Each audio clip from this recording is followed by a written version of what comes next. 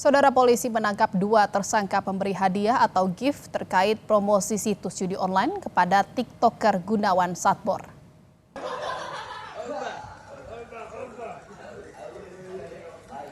Kedua tersangka yang ditangkap memiliki peran dalam memasarkan perjudian secara online.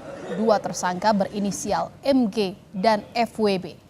MG mempromosikan situs melalui para influencer dengan syarat minimal 2.000 pengikut. Sementara FWB bertugas memastikan situs judi online tetap aktif. Adalah pemberi giftnya.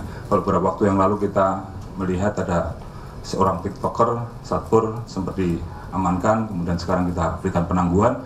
Nah, ini adalah atasnya lagi yang memberikan gift kepada para influencer untuk memberikan menawarkan perjudiannya tersebut.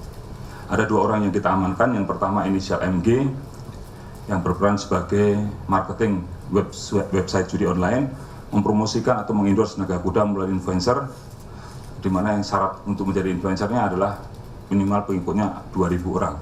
Kemudian inisial FBW ini berperan memastikan website Naga Kuda dapat diakses dan aktif, menguasai rekening operasional Naga Kuda dan mengurus rekening yang terblokir atau lupa password dan melakukan transaksi keuangan berupa tarik tunai.